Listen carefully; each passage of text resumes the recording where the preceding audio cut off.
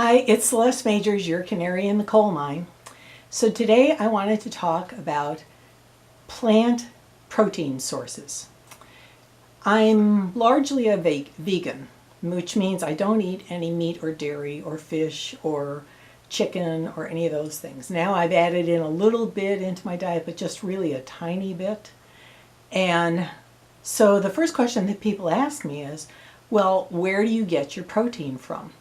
And it turns out that I get my protein from the same places that some of the largest animals on earth get their protein, from plants. It turns out that leaves and shoots and nuts and seeds of plants have a lot of protein in them. They have enough for us. We have several misconceptions about protein. The advertising industry has convinced us that the only places we can get protein from are from dairy products and from meat, chicken, fish. And that's just not true. If you look at a cow, for example, yes, the children of cows, the calves, drink milk for some period of time right after they're born, and then they stop and they switch over to grass. And the adult cow never drinks milk again. The adult cow never eats meat again. And I don't know about you, but if you've ever gone to like a state fair or out to a farm or something, some of those animals, especially the bulls, are huge. I mean, they can be like 1,300 pounds. They are huge animals, and they're doing it entirely on grass. Same thing with some of our close relatives. The gorillas are vegetarians. Chimpanzees are vegetarians. An adult male chimpanzee can be like 600 pounds. How did it get that way? Well, look at elephants. Elephants only eat plants. Look at how huge they are. So it's a misconception foisted on us by the advertising industry that we need to have milk and meat to have a healthy amount of protein. And it's just not true. Now, the second thing that's wrong is that we way overeat protein. We eat sometimes 2 or 3 times as much protein every day as we really need. Most adults need in the neighborhood of 6 ounces per day of protein. And yet many of us eat that much or more at a single meal. Now you could say, well, so what? So what if we eat extra protein? It's just some extra calories we can burn off.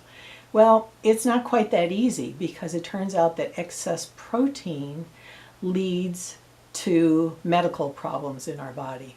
I won't go into the details of what it can lead to, but it can actually trigger things that'll lead to diabetes and stuff. It's not benign to eat more protein than you really need.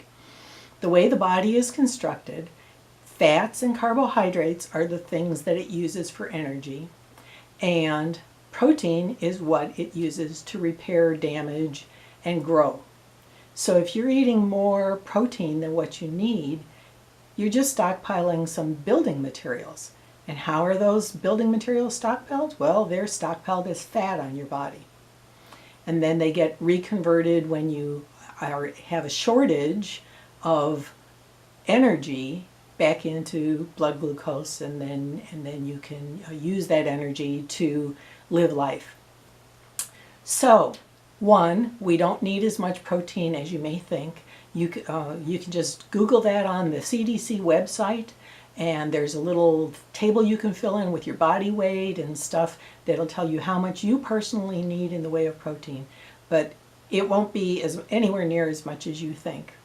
And then the second thing is, and generally we can get enough from plants if we eat a lot of green leafy plants. So green leafy and nuts and seeds. And so that's where vegetarians get their protein from. And it's fine. There are some cultures in the world who are almost completely vegetarian. They might eat a few fish every now and again, and they can have strong and healthy bones. And isn't it interesting that in the United States and the Northern European countries, where we drink a lot of milk, we have more osteoporosis? What's that about? So that's what I wanted to let you know for today. You can cut down on the amount of animal products you eat, and you can be healthy. So thanks, and I want you to get healthy and be healthy. And if you have any more interest in seeing some of my other videos, you can go to my website, yourcanaryinthecoalmine.com, and you can go to the video tab and see other videos that I've recorded in the past. So thanks so much, and I hope you, as I said before, will get well and stay well. Thanks.